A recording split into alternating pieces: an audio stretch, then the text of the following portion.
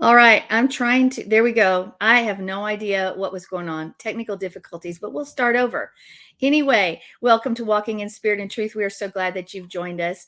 And last week we went over the first part of Psalm 23, which was just the introduction, Mizmor David, and the Psalm of David, which oftentimes I prove my point that we think that's not part of the psalm, but yet it has meaning in and of itself.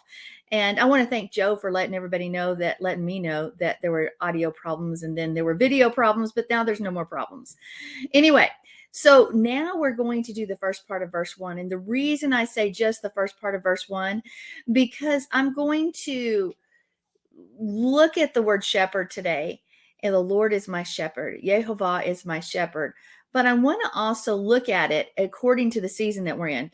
What is it? It's not a season that we celebrate, but yet we are bombarded with, quote unquote, the birth of Yeshua's story, which of course we believe that Sukkot was a natural time for him to have been born, probable. Others say it was around Passover, but whichever those choices, it wasn't in December. But nonetheless, we are looking around and in yards and in churches and on television and everywhere you look, it does talk about shepherds. And I just wonder, did you ever have any question? Yeah, we're starting here because Hebraically, I think we can answer some of those questions out there. Did you ever have any questions about why were the shepherds out there? Didn't shepherds tend their sheep alone? And, why did the angels appear to shepherds and not somebody else?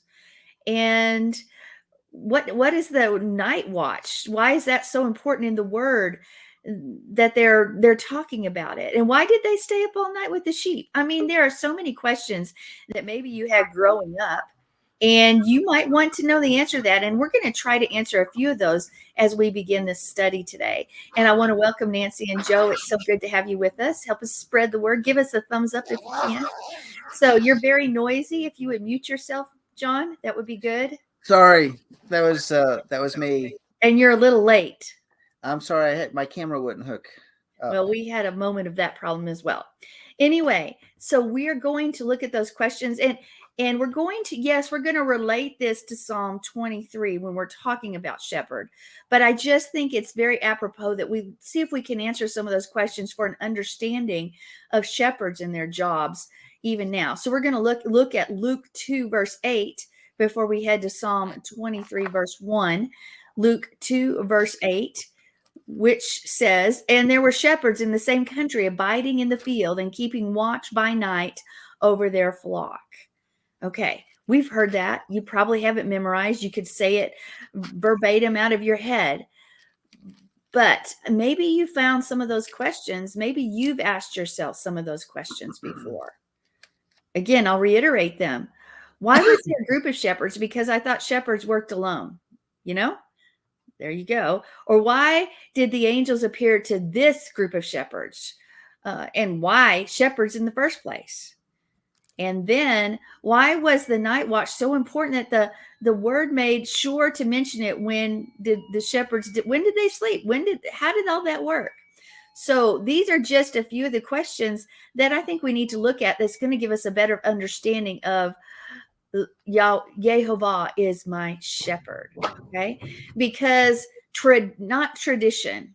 I'm not saying Hebrew tradition. When I say these words, people say things like that, well, shepherds were the lowest class of people. Well, we do know in Egypt that shepherds were not considered, they said, don't even tell them you're a shepherd. We understand that. But was that the way it was all around? All we know is that people try to answer, when people don't know the answer to questions, they try to give an answer that sounds pretty good. In fact, back in the day, even as a pastor, especially before we really started studying the word in our Hebrew roots, way back in a long time ago, I would say 15 years ago even, You might have a question, you knew the answer, but you didn't know the depth of the answer. And when somebody would try to give you what they thought was the answer, it's called a Christian audible, where you sort of formulate an answer that's very close to the answer, even though you're not super sure. In other words, somebody's just talking out of their head. They don't know the real answer. Have you guys ever done that? Or have you heard anybody ever do that? And all of a sudden you're like, they don't know what they're talking about. It's just better as a leader. If you ever ask a question you don't know, say, you know what, let me look into that, because I can't give you a full answer right now. That's the best way to do it. Anyway, we're not going to get lost on that, but we're going to look at shepherd in the Greek here, which is poimen, and it's Poimenes. Okay. Now, if we're looking at this word, this Greek word means something very basic: to feed and to protect. Okay, well, we got that. So what's the big deal, Sandi? So how's that going to be revelational? Well, let's go on. Let's also look at it's also a word for pastures, which we've talked about before. And that's where the shepherd feeds his sheep. And the Latin word for shepherd is pastor, which again, we hear the word pasture when we say that. Again, I'm just giving you a little bit of background here. And then we understand that when we just look at those words, a pastor's job should be to spiritually feed you and lead you, right? And there's a whole bunch more, but this is just a brief overlook. But then you hear some say, well, shepherds were considered the scum of the earth. Really? Are you sure? Now, I do want to give you a little bit of background. Oftentimes, a shepherd was a young teenager or something, because the guys and the boys in the family, usually the youngest, would be the shepherd. And as the next one came along, they would move up in the family business and do other things in the business and take care of those things. And so, yeah, that's why we see David as a young boy or as a teenager tending the sheep, because that job oftentimes fell to the youngest son. Now, and if no son was available, you'd hire somebody. Therefore, we have Jacob. So you might get, well, we're not going to go into that. So you might not always get the greatest person, but I really have a hard time with anybody ever saying, well, shepherds were considered the low or the scum of the earth. I disagree with that wholeheartedly, for many reasons, actually. For one, I don't think our Savior would be compared to a shepherd in that aspect or in that manner. And you know what? It's still a noble profession. It is what our fathers did, right?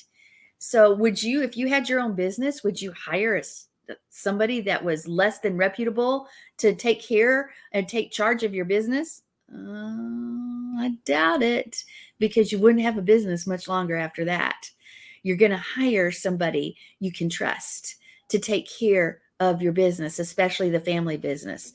So when you're looking at your study of ancient cultures, when you look at the A&E, ancient Near East, ancient cultures of the time, it's really interesting, because we do have a conflicting story to what I've just spoken as to some shepherds. Some sources actually will say something completely opposite of what I just said. Yeah, can you believe that? Yeah. They'll say something completely opposite of what I just said as to the status or how a shepherd is looked at.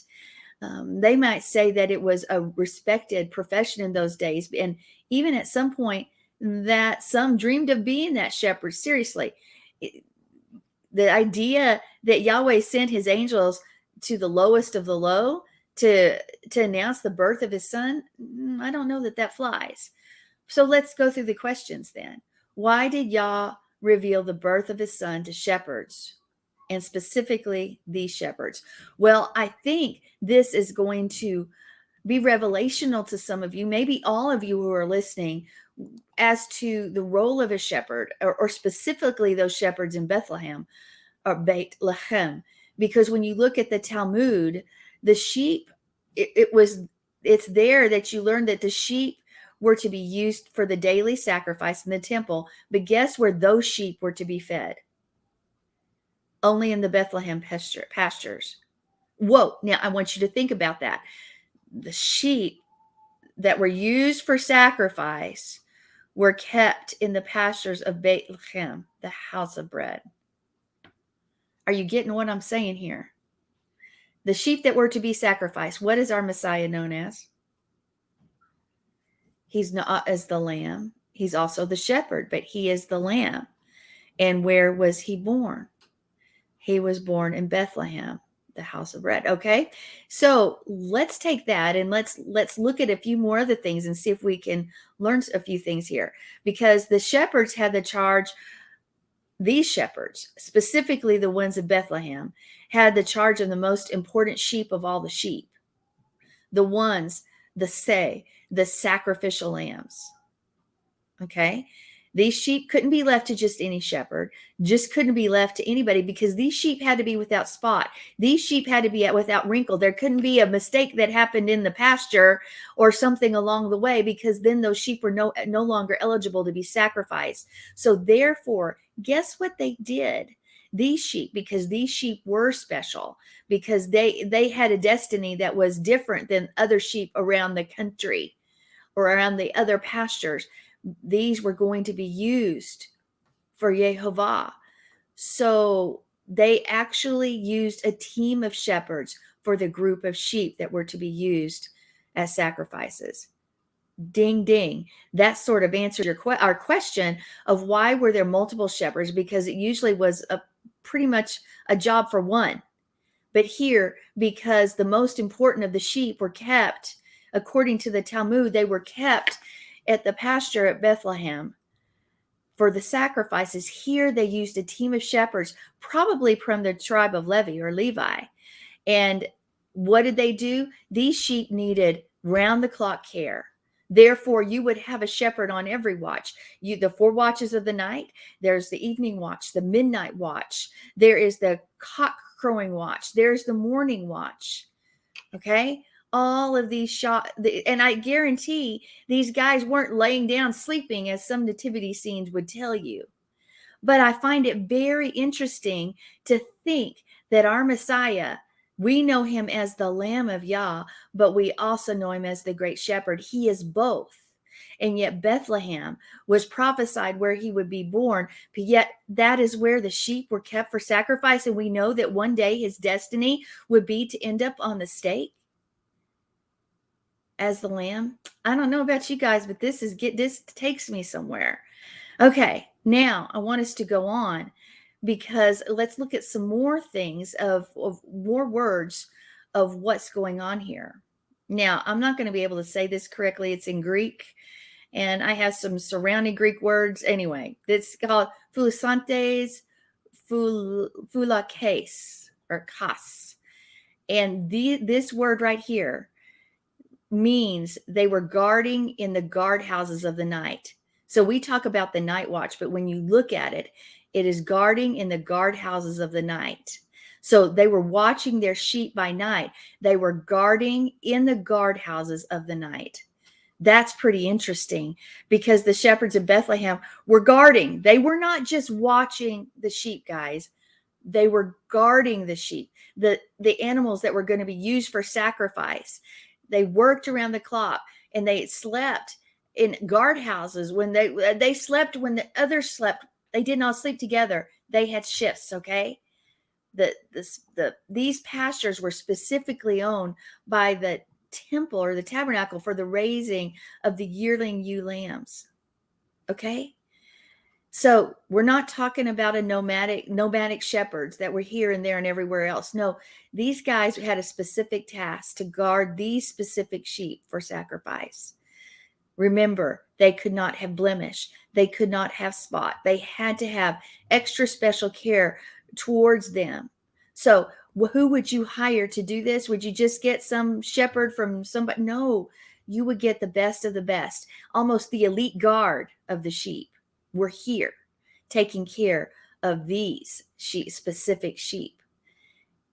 Did you have anything you wanted to say, Pastor? I just think that's really amazing, because of course this is the Greek, and of course the Hebrew scriptures that were translated into Greek that it would have had a cross reference of a word, which would have been shamar in the Hebrew. So, of course, shamar, as we all know, it means to guard, protect, attend to. It's what Adam was supposed to be doing in the garden, was watching over, protecting, guarding, and and so it's a very high level. What I'm looking at is just like you're saying, it's a very high level responsibility. And because if you relate it to the shamar and you look at the responsibility of Adam, and really the consequences that happened to Adam when he failed to shamar, to guard, to heed, to watch over, to hedge, all of that sort of stuff, to protect and attend to, how what the consequences would be. So this is really unique. It is. And to me, we're answering these questions that maybe you've had growing up, and it's going to help us understand what a shepherd is as we continue with Psalm 23. So let's continue with shepherd, ra'ah, that word in the Hebrew. The Aramaic word used in the Peshitta for shepherd is ra'ah. Okay. What is the Peshitta?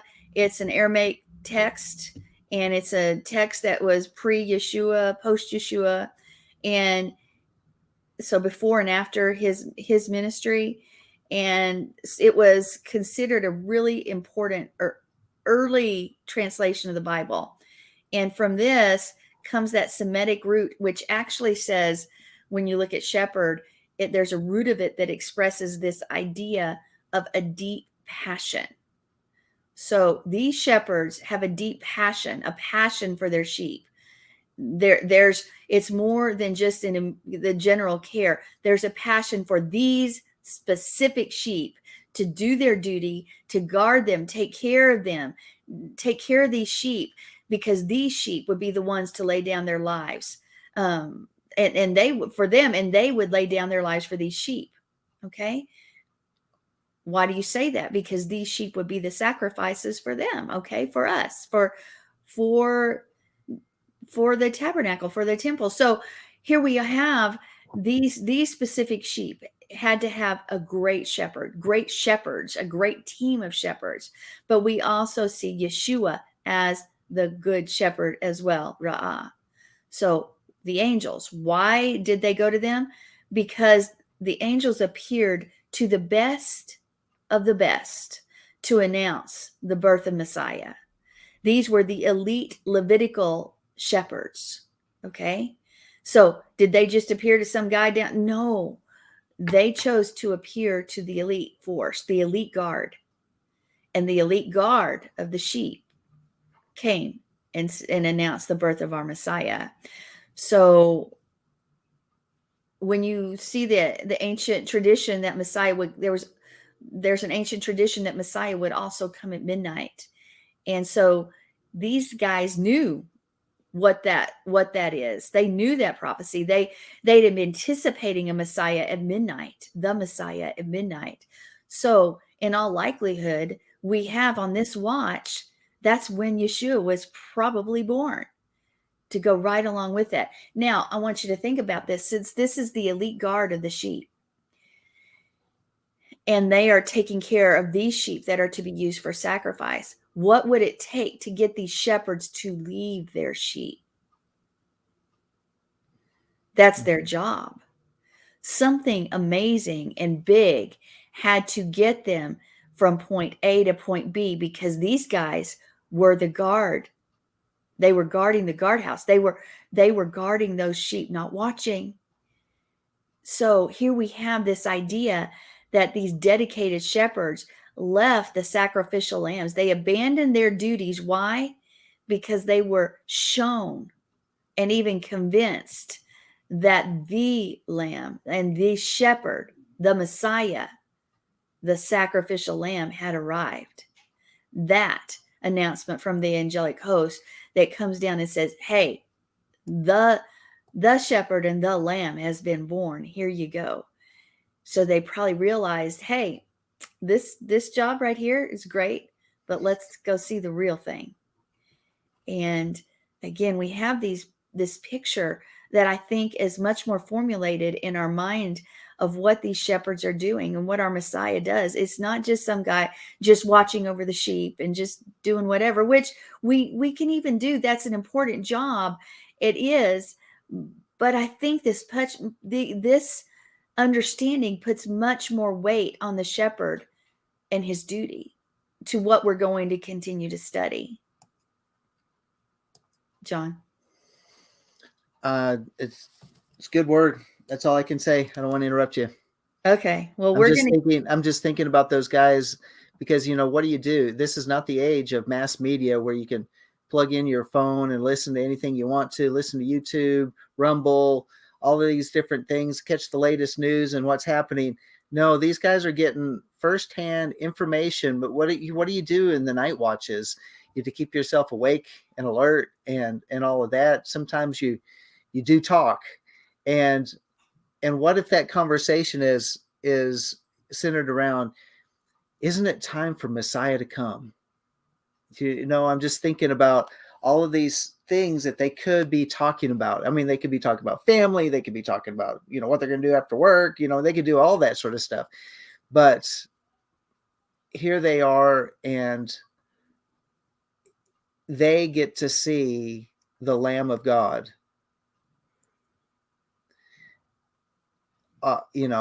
born in the land where those Passover lambs are being kept.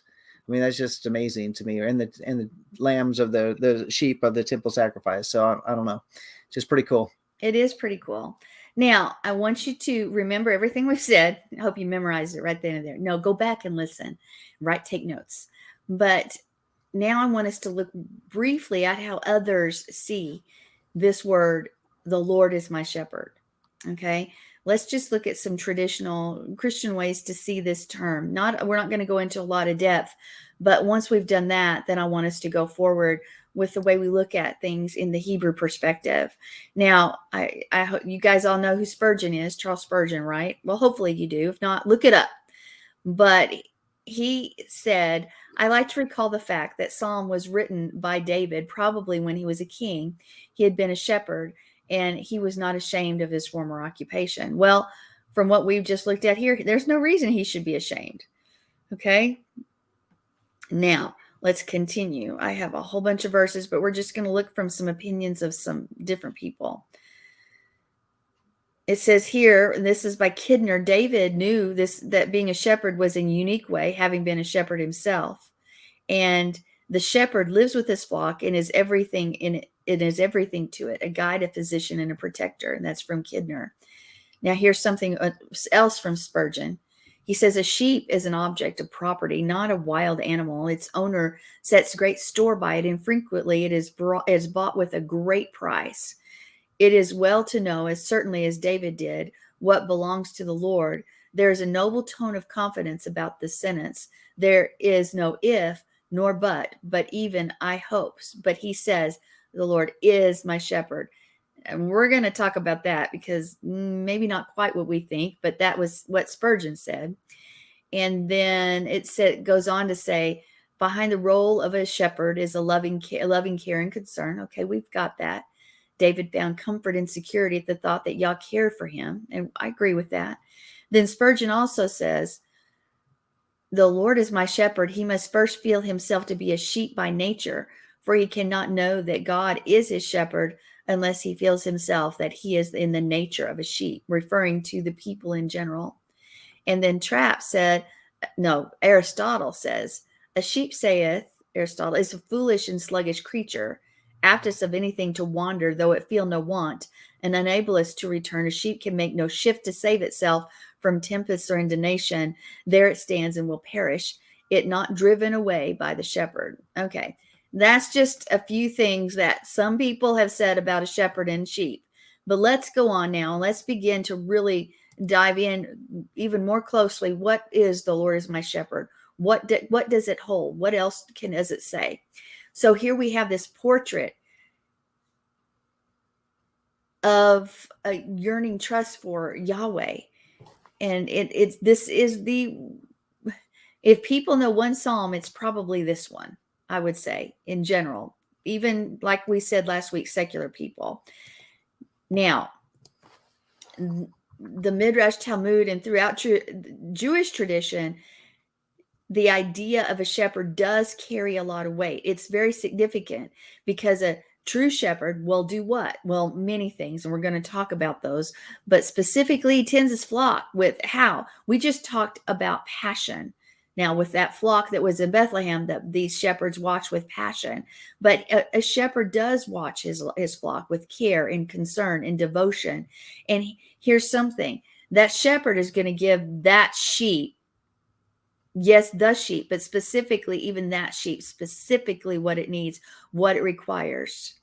That's why he's willing to let the 99 go, to go take care of the one, because he looks at each sheep individually as well as a group. So let's think about leaders as shepherds. Okay, we've had those, including Jacob's 12 sons, right? David, Moses, they're all shepherds.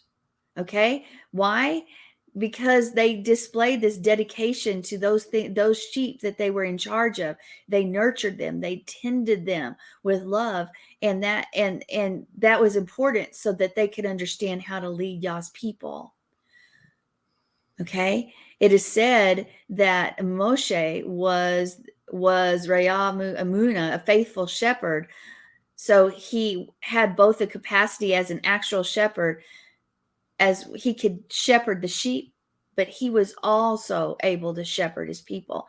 Now, don't forget what we spoke of previously on the shepherds, especially at Bethlehem. Now, Moses, he tended his sheep even on a personal level. It wasn't just about the group. It was also about the individual. I think about him giving counsel to so many that he finally had to break down and get some help, because he wanted to take care of each sheep's needs as well as all the sheep's needs, the whole group as well as the individual. So we know that he provides them with sustenance and physical and spiritual help and everything they need. Okay, let's just leave that now, and let's look at the Lord is my shepherd. We can say Adonai Roi or Ra'ah. You can look at it either way. But it also sort of harkens back to Genesis 49:24, where Yahweh is described as the shepherd and the rock of Israel. Actually, let's just go there. Genesis 49:24. Genesis 49:24. Can I hear your pages turning? I hope so. All right, Genesis 49. Genesis 49:24. Yes. But his bow remained firm, and his arms were agile from the hands of the mighty one of Jacob. From there is the shepherd, the stone of Israel. Okay, so here we have, he's described as the shepherd, the stone, or the rock of Israel. So that means then his followers are the Zomrito, the sheep of his pasture, Psalm 100, verse 3. So let's look a little bit more closely at this Roi, because this is such an important word, not only when it talks about the shepherd of the flock, but as the leaders that are around you. And since 2300 BC, this word has described what a leader is called to do. Okay, that's a little bit of time that's passed with this understanding of what a shepherd, what a leader is supposed to do for the sheep, for the flock. So all sorts of cultures and people understood how important this word is. It's not just something that popped up, but translators haven't helped us personally to understand the depth of this word. We first see it in Genesis 29:7. In fact, let's go there. The root of this word actually is in Genesis 29:7 for the first time. And it's actually translated as feed. So let's go ahead and hear that. Okay, Genesis 29:7. And he said, behold, it is still high day. It is not time for the livestock to be gathered. Water the sheep and go pasture them. Okay, so here we heard pasture, feed. Okay, but from that point on, there's a lot of confusion when you look at translations, what this word means and what it actually does, what it entails, because You'll see it translated as kept, eat, wander, devour, tended, and we could go on. All for the same word. So no wonder there's confusion. There's confusion in the camp. But the root word of this, as we spoke earlier, has this meaning to pasture. The principal role of the shepherd is to bring his flock to pasture, to nourish them, to feed them. Okay. For all these centuries, the role was considered actually a title of royalty. Now think about that. A designation of the king. It was a part of royalty. The true leader, what is a true leader supposed to do? Shepherd his flock, shepherd the people, pasture the people, pastor the people. And it has this sense of kingly, of royalty to it. That's how important this job is. So actually, David is saying, Yah is my king. That's what he's saying. Yah is my king. Yah is my shepherd. He plays the role of shepherd in the life. He pastures me. So David is designating Yahweh as majesty because he's using this title, this old title of a royal office. It's not just something that's haphazardly done, that only has this idea of this guy out in the field by himself with sheep, although that is important. Now we've got to understand, Yeshua said, I am the good shepherd. He was actually speaking royal language when he said that, I am the good shepherd. If you go back to this ancient thought, this designation of the king as a shepherd, then it gives us much more understanding. He was already, if we would have understood the day and the hour, he was already saying, I'm going to take care of you. I'm the king. That's pretty cool. If we would go back and look at the culture of the time, look at the way things were thought of, he might as well have said, I am the true king when he said, I'm the good shepherd. It's sort of the same thing. So here we have a little bit of history where we can have better understanding or more understanding of what the shepherd is. All right. Okay. Do you remember where it said Yeshua says to Peter, feed my sheep? What is he supposed to do with that? Sorry, guys. What's he supposed to do with that? Because a true leader is going to take care of those sheep, and he's going to treat each one as well as the whole with passion and with care and with nurturing. You cannot be a leader unless you do this job as a leader with love and passion towards the people you serve.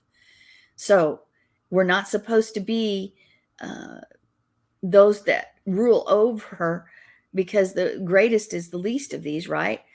We're supposed to be put ourselves and give our life for the life of our flock, even for those that we're taking care of. So that's a little bit of understanding with that. Now I want us to go a little bit towards the paleo when we look at this word shepherd, because you need to understand it isn't a noun. Now, I told you I was going to talk to you about that. Spurgeon said, the Lord is our shepherd. Guess what? It's not a noun. The verse says that we always say, the Lord is my shepherd. It's the verb roi. So it's a call participle. That root verb, RH, means, again, as we have stated several times already tonight, to feed, to graze, to drive out, to pasture. But it's a verb.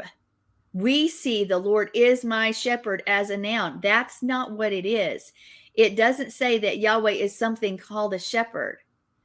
It also gives this implication that he is shepherding you. He's shepherding me. He feeds us. He feeds you. He drives us to pasture. He protects you and I. He instructs us with his staff. He gives correction. He guides us and corrects us and leads us along the way passionately. He is not a shepherd. He is shepherding. And he is the one that cares and watches over us. And he expresses himself in his action. We express ourselves in our action. So the Paleo Hebrew text, the word shepherding consists of a resh an ayin, and a yod. And when you look at those together, what you're going to have is the person who sees deeds. What? Yah shepherds me by seeing what I've done. Yah shepherds you by seeing what you've done. So he knows specifically what you need and when you need it.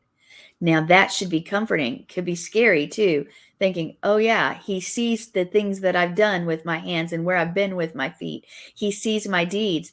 But yet, yeah, that's why we can't hide from him. Well, he knows everything. But at the same time, he also knows where we're at and what we need when we need it. He knows even before we know. So we see this Paleo Hebrew is that combination first of the resh and the ayin, the contracted form of ani, which is I, me, and my, but in its full form, is the person who sees strength in the life of work, or it means to see my deeds, see my work. So he sees all that we do in regard to our purpose or not fulfilling our purpose. You hear me pray a lot. I'll say, help us to fulfill the purposes for which we've been called, because isn't that important? But oftentimes we fall far in a place far less than that, because we know that our deeds aren't leading to the purposes for which he's called us. All the more reason we need the shepherd to guide us and correct us. He sees where we are. He sees what we need to get us right back on track. Now, you've heard it said before that a shepherd would actually break the leg of the lamb if it kept wandering astray, and then he would carry it around on its neck and bring it back to health. But the lamb would never run away again after that leg was broken. Sometimes we're in that place, aren't we? So that can bring us knowing that he sees our deeds and he's loving us with great compassion, and he would lay down his life for us and all these other things. It should give us great hope, but it also, and comfort, but it also should cause us to stand and take note of our own life. You know, you always say, well, Yah sees everything. And we may say that. But when you really think about your life and the things that you've done, or my life or our lives and what we've done along the way, there may be times where like, oh, Father, I wouldn't want you to see that mess up. Maybe I'm the only one there, but maybe we might feel like that. But that we should never have fear when he examines us, because we're going to stand faithfully before him. He sees, and because he sees is the way he knows. That's why he knows how to care for you and for me, our shepherd, our great king. And that's where I want to stop tonight. We didn't get very far, but maybe there was a few revelational things that we've learned tonight as we've talked about the shepherd, Yahweh shepherding us. So just to clarify then, it means, so that verse is really messed up the way it's translated. It's Yahweh feeds, I shall not want. Well, Yahweh sees my deeds. He sees where I'm at. He sees what I'm doing. So I shall not want, because he sees my deeds. Then he knows what I need and what I want. Because it's not in the Hebrew. I was just looking it up in the Hebrew. The my is not in there. They made it a noun, and it's not. It's very interesting that you brought that up. The other thing I can't shake is that whole factor about those shepherds and those sheep are specifically for the temple service. And where was David born? David was born in Bethlehem. He was born just like Messiah was born in Bethlehem. And so he's the one watching over the flocks at night.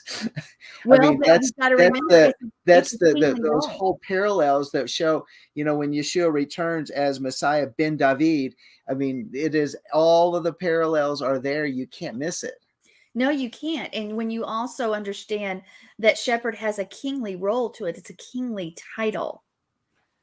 And David was the king who was the shepherd. So his training as the shepherd of the sheep led to him being a great king, knowing how to guard, how to protect, how to see the needs and deeds of his people, and our Messiah, how much more so. So anyway, that's where we're going to end tonight. And we are going to the next part of our program shortly, and I will let you say from that. I want to remind everybody, if you have not been, or if you've liked the programming, we would sure be blessed if you would join us and partner with us at our www.lifeofworshipamarillo.org site. You can go to the donate page, or you can actually hit the justice button and do it there as well. You can annotate what it's for, but we would love your support, especially during this time as we're heading towards the end of the year in the in the Gregorian calendar. So please consider that. And if not, please continue to prayerfully lift this ministry up as well as others as we continue to lead and give you information and hopefully so much more. So now, did you want to say something real quick before we? So we're going to have the Craig Report tonight. It will be immediately following this. If you go to the lambnetwork.tv, you can catch us on the screen there. If you have a problem with it buffering on the top page, it might be bandwidth. Change your bandwidth so it minimizes that to a smaller number, or scroll down towards the bottom of the page. You'll have a direct feed from Twitch and join us on that side for the Craig Report. Or you can go directly to Twitch and watch over there and comment. So anyway, I just want to invite y'all to stay with us on the other side. And that's so right. On behalf of Walking in Spirit and Truth, this is John Craig. And this is Sandi and Simba. Shalom. Shalom.